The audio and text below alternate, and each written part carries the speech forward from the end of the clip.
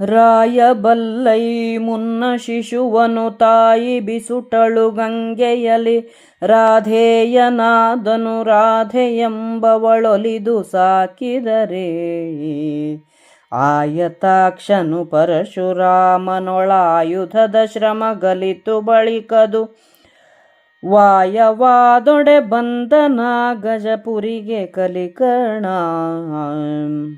ರಾಜನೇ, ಈ ಹಿಂದೆ ಕುಂತಿಯು ಸೂರ್ಯನಿಂದ ಮಗುವನ್ನು ಪಡೆದು ಲೋಕಾಪವಾದಕ್ಕೆ ಹೆದರಿ ಅದನ್ನು ಗಂಗಾದೇವಿಗೆ ಅರ್ಪಿಸಿದ್ದನ್ನು, ಅವನನ್ನು ರಾಧೆಯು ಸಾಕಿದ್ದನ್ನೂ ನನ್ನಿಂದ ನೀನು ಕೇಳಿರುವೆ. ಆ ಕರ್ಣನು ಪರಶುರಾಮನಲ್ಲಿಗೆ ಹೋಗಿ ಶಸ್ತ್ರವಿದ್ಯೆಯನ್ನು ಕಲಿತನು. ದೇವೇಂದ್ರನ ಮೋಸದಿಂದ ಅದು ನಿಷ್ಫಲವಾಯಿತು. ಅಲ್ಲಿಂದ ಹೊರಟ ಕರ್ಣನು ಹಸ್ತಿನಾಪುರಿಗೆ ಬಂದನು. ಬಂದು ಹಸ್ತಿನಪುರಿಗೆ ರಾಧಾನಂದನನು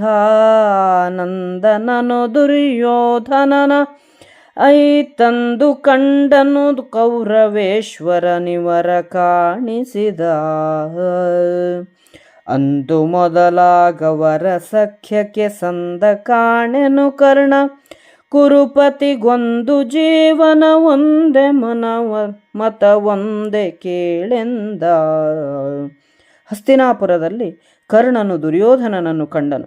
ಆ ದಿನದಿಂದ ಅವರ ಸ್ನೇಹವು ಅಖಂಡವಾಗಿ ಬೆಳೆಯಿತು. ಅವರ ಜೀವನ ವಿಧಾನ, ಮನಸ್ಸು, ಅಭಿಪ್ರಾಯಗಳು ಒಂದೇ ಆದವು.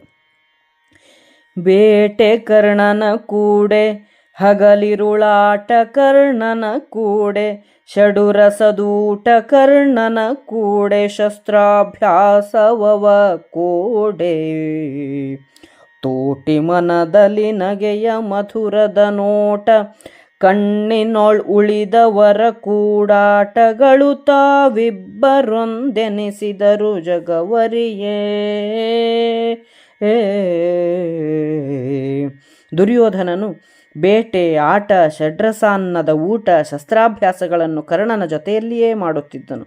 ಪಾಂಡವರ ವಿಷಯದಲ್ಲಿದ್ದ ಭಿನ್ನಾಭಿಪ್ರಾಯವನ್ನು ಮನಸ್ಸಿನಲ್ಲಿಯೇ ಇಟ್ಟುಕೊಂಡು ಇಬ್ಬರೂ ಒಬ್ಬರನ್ನೊಬ್ಬರು ಸಖ್ಯಭಾವದಿಂದ ನೋಡುತ್ತಾ ಜಗತ್ತು ಇವರಿಬ್ಬರೂ ಒಂದೇ ಎನ್ನುವಂತೆ ವರ್ತಿಸುತ್ತಿದ್ದರು.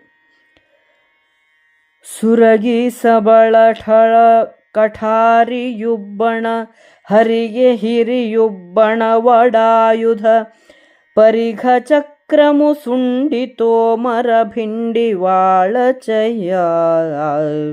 ಪರಶು ಕಕ್ಕಡೆ ಮುಸಲಹಲ ಮುದ್ಗರ ಧನುರ್ದಂಡಾದಿ ಶಸ್ತ್ರೋತ್ಕರದಲ್ ಅನಿಬರು ಕುಶಲರಾದರು ಮುನಿಯ ಗರುಡಿಯಲಿ.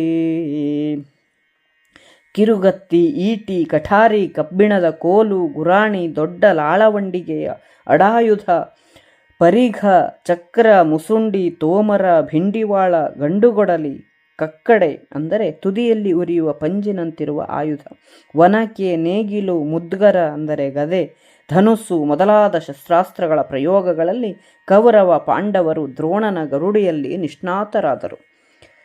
ಜನಪ ಕೇಳೈ ಭೀಮ ದುರ್ಯೋಧನರು ಗದೆಯಲಿ ಮಿಗಿಲು, ಕರ್ಣಾರ್ಜುನರು ಧನುವಿನಲಧಿಕರಾದರು ನೃಪಕುಮಾರರಲ್ಲಿ. ತನಗೆ ಸರ್ವಾಯುಧಂಗಳ ಅನಿಬರರಿದರು ಕೂಡೆ ಗುರುವಿನ ಮನಕ್ಕೆ ಹತ್ಯೆಯವಾದನರ್ಜುನನಸ್ತ್ರ ಶಿಕ್ಷೆಯಲಿ. ರಾಜನೇ ಕೇಳು, ಗದಾಯುದ್ಧದಲ್ಲಿ ಭೀಮ ದುರ್ಯೋಧನರು, ಬಿಲ್ಲು ವಿದ್ಯೆಯಲ್ಲಿ ಕರ್ಣಾರ್ಜುನರು ಹೆಚ್ಚಿನ ನೈಪುಣ್ಯವನ್ನು ಪಡೆದರು. ಎಲ್ಲರೂ ಎಲ್ಲ ಆಯುಧಗಳ ಪ್ರಯೋಗಗಳನ್ನು ಕಲಿತರು.